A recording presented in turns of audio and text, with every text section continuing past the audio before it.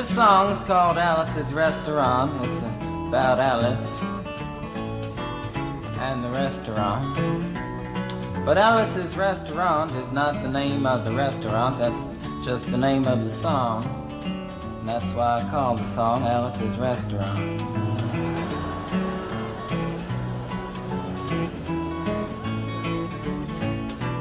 You can get anything you want at Alice's Restaurant. You can get anything you want at Alice's Restaurant. Walk right in, it's around the back, just a half a mile from the railroad track. And you can get anything you want at Alice's Restaurant. Now it all started 2 Thanksgivings ago. It was on 2 years ago on Thanksgiving when my friend and I went up to visit Alice at the restaurant. But Alice doesn't live in the restaurant. She lives in the church nearby the restaurant in the bell tower with her husband Ray and Facha the dog. And living in the bell tower like that, they got a lot of room downstairs where the pews used to be. And having all that room, seeing as how they took out all the pews, they decided that they didn't have to take out their garbage for a long time. We got up there, we found all the garbage in there, and we decided it'd be a friendly gesture for us to take the garbage down to the city dump. So we took the half a ton of garbage, put it in the back of a red VW microbus, took shovels and rakes and implements of destruction, and headed on toward the city dump. Well, we got there, and there's a big sign and a chain across the dump saying closed on Thanksgiving, and we had never heard of a dump closed on Thanksgiving before, and with tears in our eyes, we drove off into the sunset looking for another place to put the garbage. We didn't find one till we came to a side road, and off the side of the side road was another 15-foot cliff, and at the bottom of the cliff was another pile of garbage. And we decided that one big pile was better than 2 little piles, and rather than bring that one up, we decided to throw ours down. That's what we did. Drove back to the church, had a Thanksgiving dinner that couldn't be beat, went to sleep and didn't get up until the next morning when we got a phone call from Officer Obie. He said, "Kid, we found your name on an envelope at the bottom of a half a ton of garbage, and just wanted to know if you had any information about it." And I said, "Yes, sir, Officer Obie, I cannot tell a lie. I put that envelope under that garbage." After speaking to Obie for about 45 minutes on the telephone, we finally arrived at the truth of the matter and said that we had to go down and pick up the garbage, and also had to go down and speak to him at the police officer station. So we got in the red VW microbus with the shovels and rakes and implements of destruction, headed on toward the police officer station. Now, friends, there was only 1 or 2 things that Obie could have done at the police station, and the first was that he could have given us a medal for being so brave and honest on the telephone, which wasn't very likely, and we didn't expect it. Another thing was that he could have bawled us out and told us never to be seen driving garbage around the vicinity again, which is what we expected. But when we got to the police officer station, there was a third possibility that we hadn't even counted upon, and we was both immediately arrested, handcuffed. And I said, "Obie, I don't think I can pick up the garbage with these handcuffs on." He said, "Shut up, kid. Get in the back of the patrol car," and that's what we did, and sat in the back of the patrol car and drove to the, quote, "scene of the crime," unquote. I want to tell you about the town of Stockbridge, Massachusetts, where this happened. Here they got 3 stop signs, 2 police officers and 1 police car, but when we got to the scene of the crime, there was 5 police officers and 3 police cars, being the biggest crime of the last 50 years, and everybody wanted to get in a newspaper story about it. And they was using up all kinds of cop equipment that they had hanging around the police officer station. They was taking plaster tire track footprints, dog-smelling prints, and they took 27 8x10 color glossy photographs with circles and arrows and a paragraph on the back of each one explaining what each one was to be used as evidence against us. Took pictures of the approach, the getaway, the northwest corner, the southwest corner, and that's not to mention the aerial photography. After the ordeal, we went back to the jail. Obie said he was going to put us in the cell. Said, "Kid, I'm going to put you in the cell. I want your wallet and your belt." And I said, "Obie, I can understand you want my wallet so I don't have any money to spend in the cell, but what do you want my belt for?" And it said, "Kid, we don't want any hangings." I said, "Obie, did you think I was going to hang myself for littering?" Obie said he was making sure, and friends Obie was, because he took out the toilet seat so I couldn't hit myself over the head and drown. And he took out the toilet paper so I couldn't bend the bars, roll the toilet paper out the window, slide down the roll, and have an escape. Obie was making sure, and it was about 4 or 5 hours later that Alice, remember Alice? It's a song about Alice. Alice came by and with a few nasty words to Obie on the side, bailed us out of jail. We went back to the church, had another Thanksgiving dinner that couldn't be beat, and didn't get up until the next morning when we all had to go to court. We walked in, sat down. Obie came in with a 27 8x10 colored glossy pictures with the circles and arrows and a paragraph on the back each one. Sat down. Man came in, said, "All rise." We all stood up, and Obie stood up with the 27 8x10 colored glossy pictures, and the judge walked in, sat down with the seeing-eyed dog, and he sat down. We sat down. Obie looked at the seeing-eyed dog. Then the 27 8x10 colored glossy pictures with the circles and arrows and a paragraph on the back of each one, and looked at the seeing-eyed dog.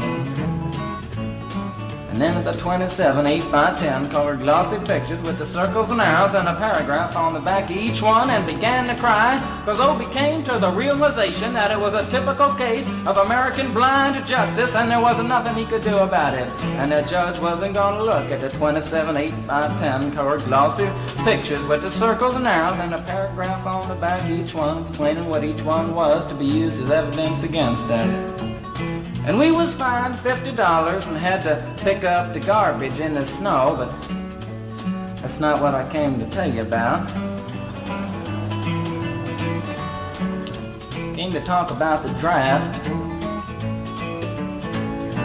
We got a building down New York City. It's called Whitehall Street, where you walk in and you get injected, inspected, detected, infected, neglected, and selected.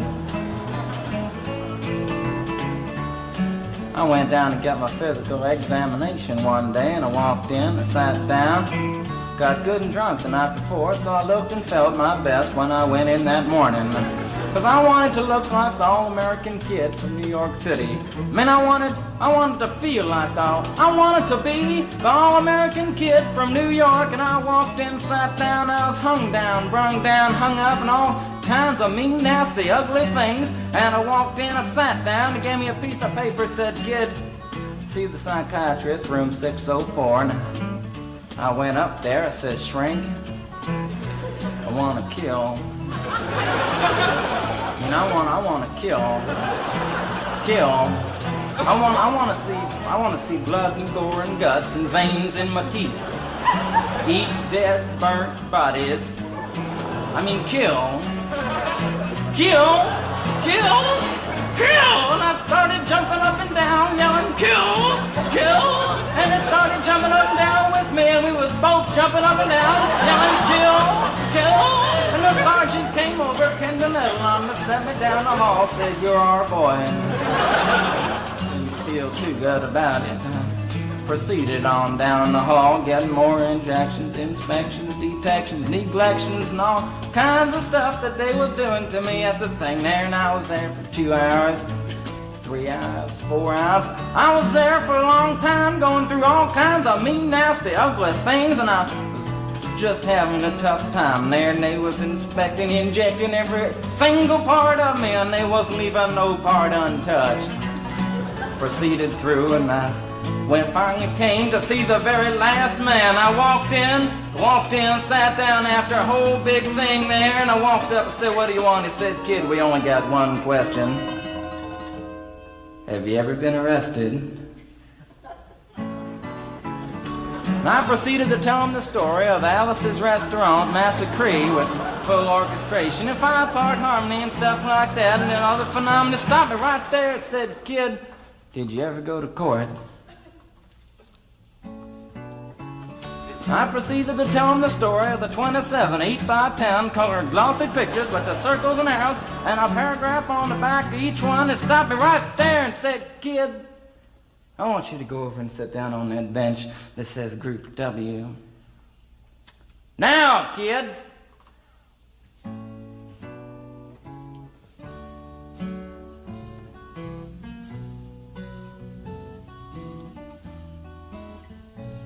And I walked over to the bench there, and there's Group W is where they put you if you may not be moral enough to join the army after committing your special crime. And there was all kinds of mean, nasty, ugly-looking people on the bench there. There's mother rapers, father stabbers, father rapers sitting right there on the bench next to me, and it was mean and nasty and ugly and horrible and crime-fighting guys are sitting there on the bench. And the meanest, ugliest, nastiest one, the meanest father raper of them all, was coming over to me, and he was mean and ugly and nasty and horrible and all kinds of things. And he sat down next to me and said, "Kid, what'd you get?" I said, "I didn't get nothing. I had to pay $50 and pick up the garbage." He said, "What were you arrested for, kid?" And I said, "Littering." And they all moved away from me on the bench there, and Harry Eyeball and all kinds of mean, nasty things, till I said, "And creating a nuisance," and they all came back, shook my hand, and we had a great time on the bench talking about crime, mother stabbing, father raping, all kinds of groovy things that we was talking about on the bench. And everything was fine. We were smoking cigarettes and all kinds of things until the sergeant came over, had some paper in his hand, held it up and said, "Kids, this piece of paper's got 47 words, 37 sentences, 58 words. We want to know details of the crime, time, the crime, and that kind of thing. You got to say pretend about the crime, want to know the rest of the officer's name, and that kind of thing. You got to say." And it talked for 45 minutes, and nobody understood a word that he said, but we had fun filling out the forms and playing with the pencils on the bench there. And I filled out the massacre with the 4-part harmony and wrote it down there just like it was, and everything was fine. And I put down a pencil and I turned over the piece of paper, and there on the other side, in the middle of the other side, away from everything else on the other side, in parentheses, capital letters, quotated, read the following words: "Kid, you rehabilitated yourself." I went over to the sergeant and said, "Sergeant, you've got a lot of damn gall to ask me if I've rehabilitated myself. I'm sitting here on the bench. I'm sitting here on the Group W bench because you want to know if I'm moral enough to join the army, burn women, kids, houses, and villages after being a litter bug." He looked at me and said, "Kid,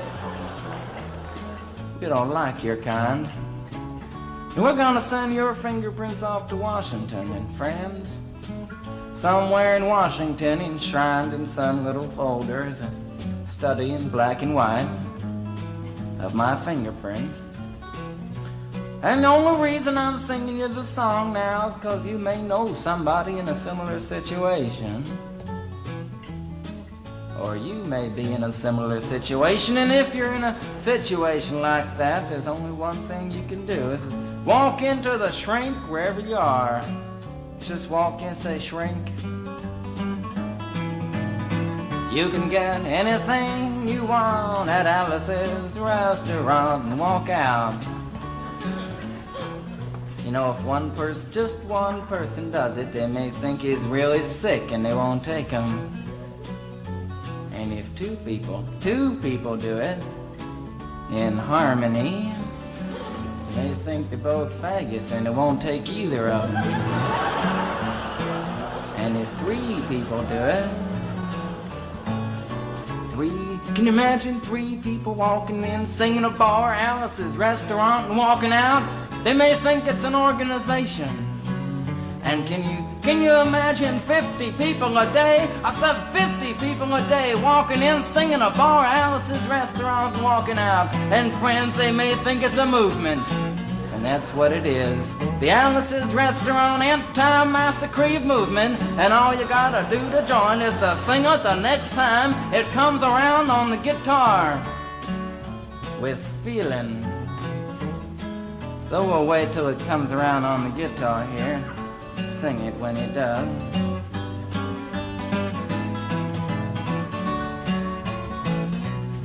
Here it comes. You can get anything you want at Alice's Restaurant. You can get anything you want at Alice's Restaurant. Walk right in, it's around the back, just a half a mile from the railroad track. And you can get anything you want at Alice's Restaurant. That was horrible. If you want to end war and stuff, you gotta sing loud. You could put a lot. I've been singing the song now for 25 minutes. I could sing it for another 25 minutes. I'm not proud or tired. So we'll wait till it comes around again, and this time with 4-part harmony and feeling. We're just waiting for it to come around is what we're doing.